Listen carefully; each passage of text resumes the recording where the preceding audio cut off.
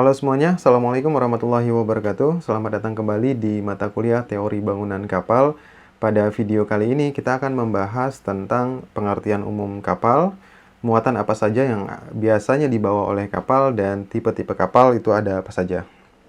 Nah, pada topik kali ini kita akan membahas 3 hal tadi, yaitu tentang pengertian umum kapal, kemudian jenis muatan kapal, dan tipe-tipe kapal.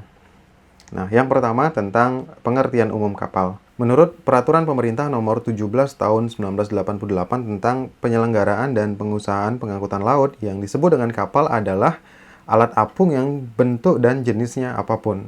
Kemudian menurut Undang-Undang Nomor 17 Tahun 2008 tentang pelayaran, bahwa kapal adalah kendaraan air dengan bentuk dan jenis tertentu yang digerakkan dengan tenaga angin, tenaga mekanik, energi lainnya, ditarik atau ditunda, termasuk kendaraan yang berdaya dukung dinamis, kendaraan di bawah permukaan air, serta alat apung dan bangunan terapung yang tidak berpindah-pindah.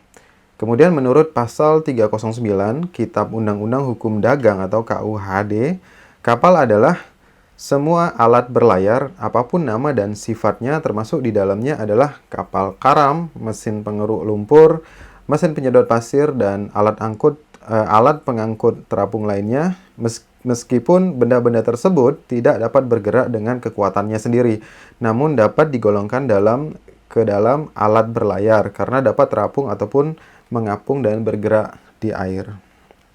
Nah, tipe kapal secara umum bisa kita bagi menjadi beberapa tipe, yaitu jenis kapal transport, ya termasuk kargo, kontainer, passenger ships, kemudian jenis kapal non-transport yaitu fishing vessel, kemudian service craft, yaitu ada tugboat, tug, dan supply vessel, dan warship.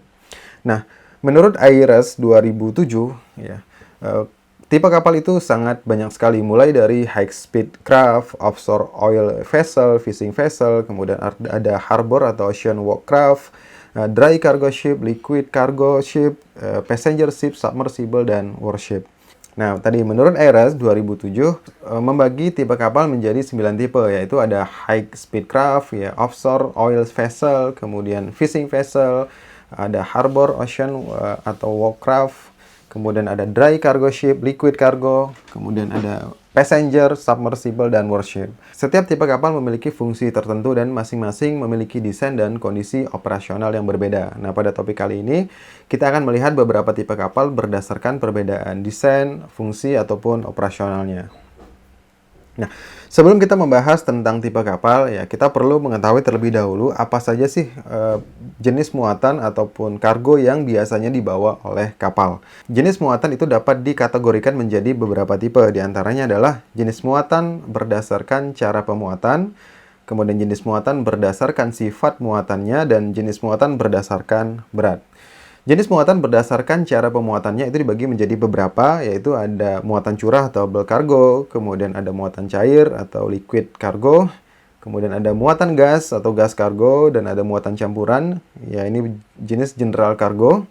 Kemudian ada muatan peti kemas atau container cargo. Dan jenis muatan berdasarkan sifat muatannya itu ada beberapa, yaitu muatan basah atau wet cargo, muatan kering, kemudian muatan bersih, muatan kotor, muatan berbau, kemudian ada muatan peka, muatan berbahaya atau dangerous cargo, kemudian ada muatan berharga atau valuable cargo, dan ada livestock atau muatan berupa hewan. Nah, untuk jenis muatan berdasarkan berat itu berdasarkan nilai dari Stowaway faktornya. Stowaway faktor adalah jumlah atau total volume ruangan dalam kubik feet ataupun kubik meter dengan muatan yang dapat diisi oleh muatan seberat 1 ton. Nah, Stowaway faktor biasanya dalam satuan kubik meter per ton ataupun kubik feet per ton. Jadi volume per berat. Jenis muatan berdasarkan berat itu tadi dibagi menjadi 3, yaitu ada heavy cargo, kemudian ada light cargo, dan ada measurement cargo. Heavy cargo itu di mana nilai Stowaway faktornya di bawah 1,114 meter kubik per ton, seperti misalnya semen, besi, timah, plat baja, marmer, dan lain-lain.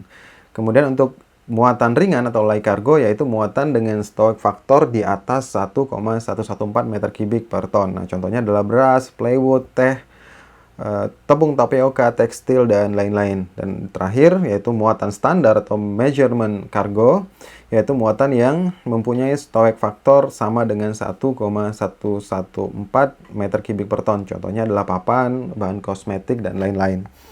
Nah, secara spesifik saya akan membahas sedikit tentang stoic factor ya. Stoic factor itu adalah volume yang diperlukan oleh suatu benda atau suatu kargo per 1 ton. Selain nilai stoic factor, yaitu ada juga nilai cargo density ya. Cargo density ini juga yang kita sebut sebagai massa jenis muatan, di mana massa jenis muatan satuannya adalah ton per meter kubik. Kebalikan dari stoic factor dengan satuannya adalah meter kubik per ton ya. Semakin besar nilai density suatu benda atau suatu kargo, maka semakin kecil pula nilai dari stoic factornya. Misalnya begini, 1 ton besi dengan 1 ton kapas beratnya adalah sama, sedangkan volume yang diperlukan untuk menempatkan 1 ton besi dan 1 ton kapas tentu berbeda, di mana 1 ton besi mungkin akan membutuhkan volume yang lebih kecil dibandingkan dengan 1 ton kapas ya. Tentu dia akan membutuhkan volume yang lebih besar. Nah, itu yang bisa kita lihat dari nilai stoic factor. Misalnya kita akan bandingkan nilai semen dengan misalnya citrus fruit ya, di mana citrus fruit ini mempunyai nilai stoic factor lebih besar sebesar 2,5 dibandingkan dengan semen yang hanya 1 ya. Nah, semen dengan stoic factor 1 meter kubik per ton, massa jenisnya hanya 1 karena massa jenisnya lebih berat ya, massa jenisnya lebih besar.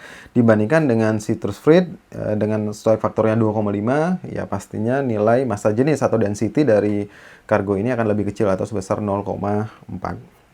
Nah, ini adalah contoh dari stoic factor dan cargo density.